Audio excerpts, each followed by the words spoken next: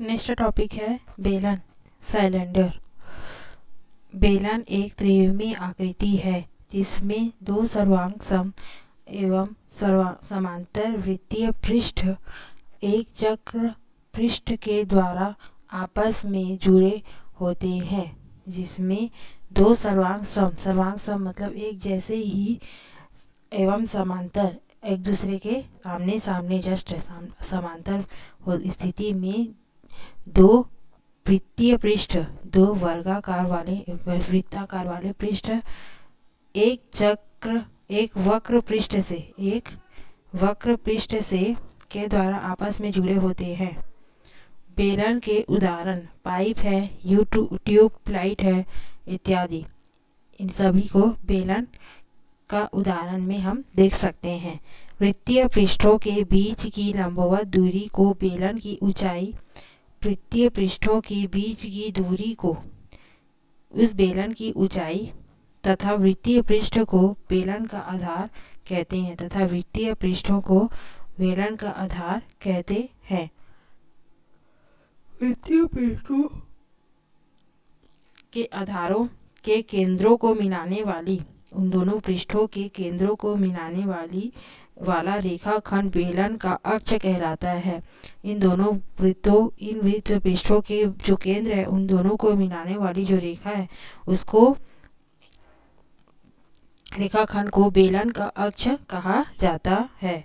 ठीक है, अब आगे देखते हैं बेलन के बारे में। और बेलन के प्रकार कौन कौन से टाइप्स होते हैं। बेलन के टाइप्स ऑफ सिलेंडर लंब वृत्तीय और तिर्यक बेलन। जब दो आधार ठीक एक दूसरे के ऊपर हो तथा अक्ष आधार के साथ समकोण बनाता हो। जब दो आधार ठीक एक दूसरे के ऊपर हो, समांतर स्थिति में हो तथा अक्ष है इन दोनों का वो अक्ष आधार के साथ अक्ष जो है वो ये अक्ष है बीचों बीच बनेगा वो इस आधार के साथ समकोण बनाता हो तो उसे लंब वृत्तीय बेलन कहते हैं। आकृति 15 से देख सकते हैं हम लंब वृत्तीय बेलन का प्रकार किस प्रकार का होता है। यदि लंब वृत्तीय बेलन के आधार को थोड़ा सा खिसका दिया जाए, एक आधार इस जगह पे है और दूसरा आधार इसके ठीक ऊपर ना रह के थोड़ा सा खिसका करके दूसरी जगह पर है जाए, जिससे उसका अक्ष आधार के लंबवत ना हो, जिससे उसका जो अक्ष है, अक्ष किसको कहेंगे, दोनों पृष्ठों के केंद्र को मिलाने वाली रेखा को हम अक्ष कहते हैं, रेखाखंड को, है ना। ये रेखाखंड ये जो अक्ष है वो लंबवत लंबवत नहीं है मतलब कि इसके आधार के साथ इस पृष्ठ के आधार के साथ समकोण नहीं बनाता है। तब ना हो तो तिर्यक बेलन या फिर ऑब्लिक बेलन ऑब्लिक सिलेंडर कहेंगे। आकृति 16 से तिर्यक बेलन किसको कहते हैं और लंब वृत्तीय बेलन किसको कहते हैं। ठीक है, बेलन का पृष्ठीय जाल नेट ऑफ सिलेंडर। एक ऐसा बेलन ले जिसके दोनों सिरे बंद हो। एक ऐसा बेलन लेना है जिसके दोनों सिरे बंद हो। माना इस बेलन के आधार की त्रिज्या है r तथा ऊंचाई है h।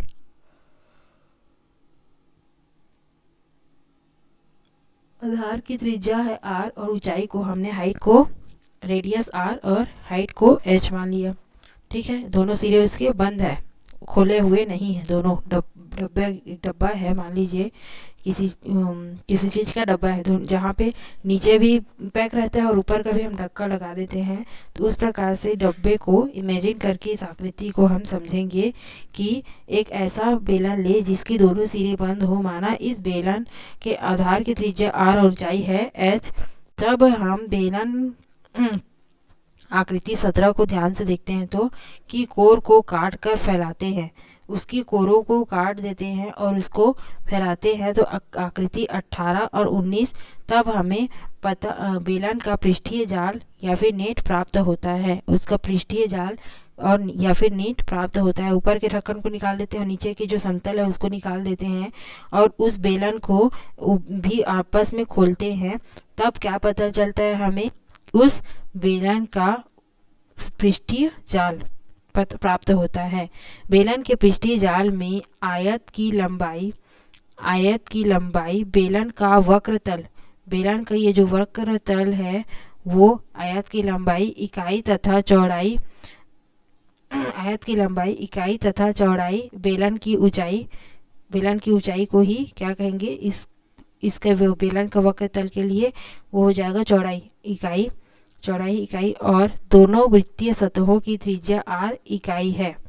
दोनों वृत्तीय सतहों की त्रिज्या जो है वो r इकाई है। ठीक है, करके देखिए। लंबाई जो है वो क्या हो जाएगा, लंबाई इकाई बेलन का तल वक्र तल और चौड़ाई इकाई जो कि बेलन की ऊंचाई है, और इस दोनों वृत्तीय सतहों की त्रिज्या r इकाई है। ठीक है, करके देखें। 7 सेंटीमीटर, पहला है 7 सेंटीमीटर ऊंचाई तथा 2 सेंटीमीटर त्रिज्या के आधार वाले बेलन का पृष्ठीय जाल बनाइए। 7 सेंटीमीटर एक आयत ले लेंगे जो कितना सेंटीमीटर का हो, जिसकी लंबाई 7 सेंटीमीटर हो तथा 2 सेंटीमीटर त्रिज्या के आधार एक वृत्त बनाएंगे जिसकी त्रिज्या कितनी होगी, 2 वृत्त बना लेंगे। चलो, है ना, क्योंकि दो क्या होते हैं, बेलन का पृष्ठीय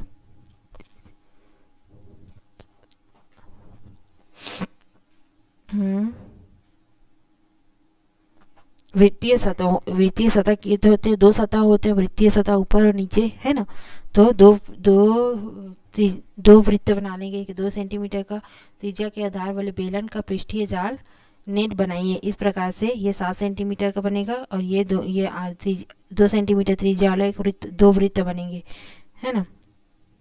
r इजिकल टू कितना है, 2 सेंटीमीटर और h इजिकल टू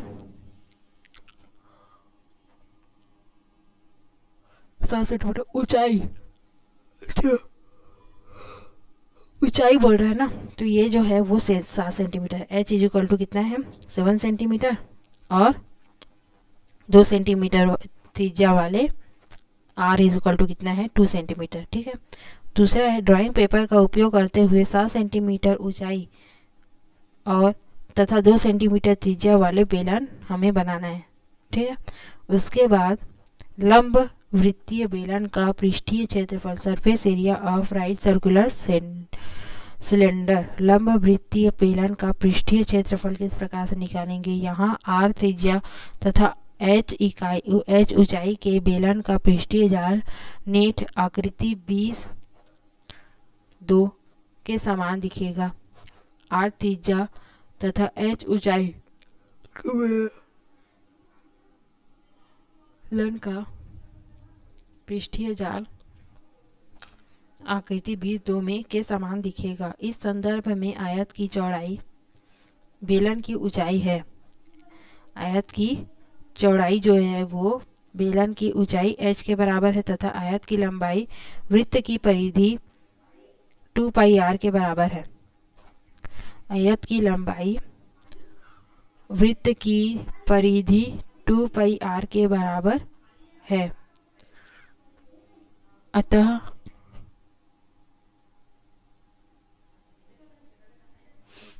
बेलन के वक्र पृष्ठ का क्षेत्रफल बराबर आयत का क्षेत्रफल बराबर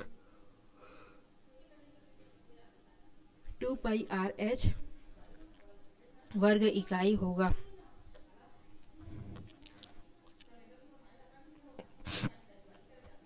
इस संदर्भ में आयत की चौड़ाई बेलन की ऊंचाई h के बराबर है। आयत की चौड़ाई क्या है, बेलन की ऊंचाई h के बराबर है और तथा आयत की लंबाई क्या है, 2πr, वृत्त की परिधि 2πr के बराबर है। क्यों वृत्त की परिधि के बराबर है, क्योंकि ये वृत्ताकार क्या था, वक्र पृष्ठ था, उसको हमने खोला तो वो आयत के बराबर, आयत की जैसे हमको एक वक्र पृष्ठ प्राप्त हुआ, इसलिए आयत की लंबाई क्या होगी, वृत्त की परिधि 2πr के बराबर होगी।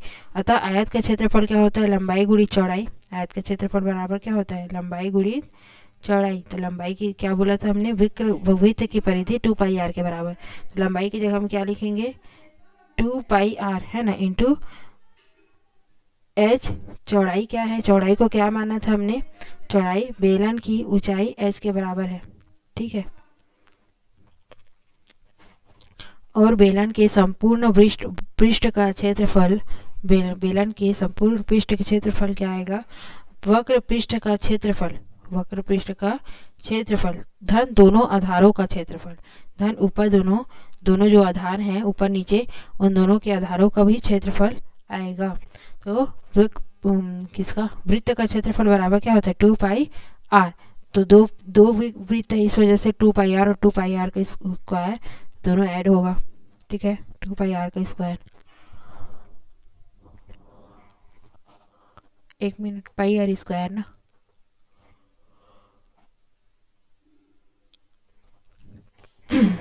टू पाई आर नहीं,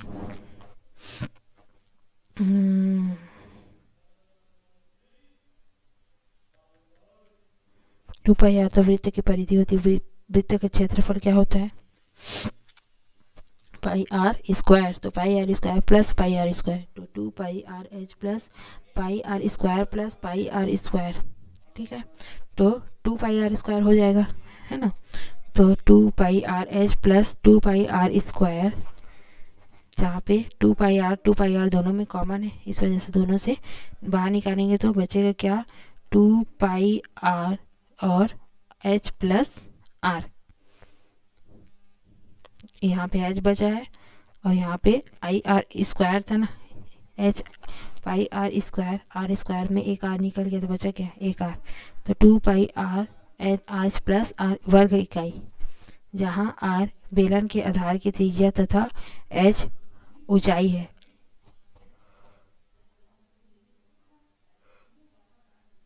लंब वृत्तीय बेलन का आयतन, volume of a right circular cylinder.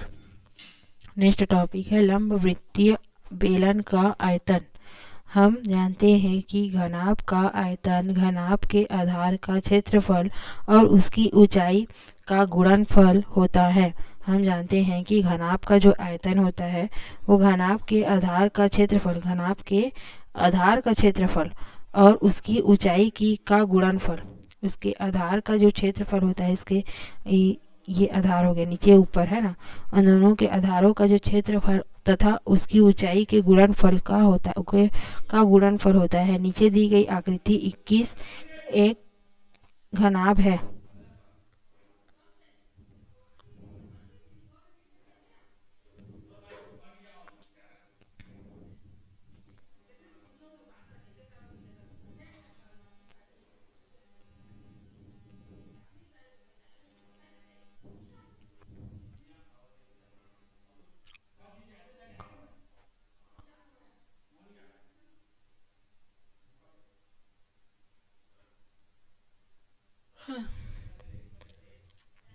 जिसके आधार में भुजाओं की संख्या के बढ़ने से आकृति 21 में क्रमिक परिवर्तन हो रहा है। नीचे आकृति दी गई है 21, एक घनाभ है, एक घनाभ है जिसके आधार में भुजाओं की संख्या, इसकी भुजाओं की संख्या आधार की कितनी थी, 4 थी। अभी इस भुजाओं की संख्या 1 2 3 4 5 6 हो गई। भुजाओं की संख्या के बढ़ने के साथ साथ बढ़ने से आकृति 21 में क्रमिक परिवर्तन हो रहा है। जब आधार की भुजाएं बढ़ेंगी तो उसके पृष्ठ के भी भुजाएं बढ़ेंगी, है ना, वक्र पृष्ठ की। तो आप देख सकते हैं कि यह धीरे धीरे लंब वृत्तीय बेलन बनता जाता है। अगर इसकी भुजाओं को और बढ़ाते जाते हैं तो ये क्या बनता जाता है, धीरे धीरे लंब वृत्तीय बेलन। इसकी भुजाएं और आपस में और बढ़ा दी जाए, 5 है उसको और टुकड़े में कर दिया जाए तो 5 के बाद 6 7 ऐसा करके भुजा बढ़ेगी तो वो एक लंब वृत्ति का आकार लेते जाएगा। यह इसलिए कि आधार धीरे धीरे वृत्त के और करीब जाता रहता है, इसलिए क्योंकि आधार वृत्त के और धीरे धीरे वृत्त के और करीब जाता रहता है। जब इसके आधार की भुजाओं की संख्या असीमित हो जाती है, जब इसकी आधार की भुजाओं की जो संख्या है वो असीमित हो जाती है, तब यह आधार वृत्त बन जाता है।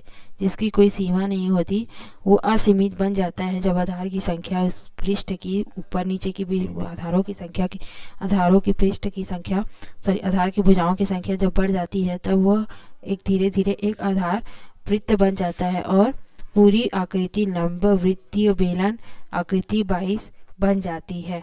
ठीक है, अब आगे देखते हैं। तो हमें पता है कि हमने शुरू ही पढ़ा है कि घनाभ का आयतन घनाभ के आधार का क्षेत्रफल घनाभ के आधार का क्षेत्रफल मतलब कि ये दोनों ऊपर नीचे आधार की भुज दोनों आधारों का जो क्षेत्रफल है उसको और उसकी ऊंचाई का गुणनफल के बराबर होता है। तो इसका क्षेत्रफल क्या होगा? वृत्त का क्षेत्रफल पाई आर स्क्वायर इंटू एच। तो pi R square into H घन इकाई। ये हो गया किस क्या? बेलन का आयतन, लंब वृत्तीय बेलन का आयतन पाई आर स्क्वायर एच। करके देखें। नेक्स्ट टॉपिक है करके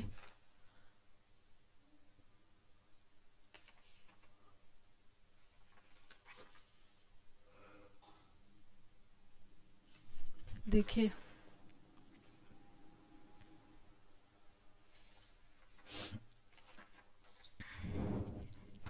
फिर वक्र पृष्ठ है वह आयतन की गणना। उदाहरण 3 दिया हुआ है 4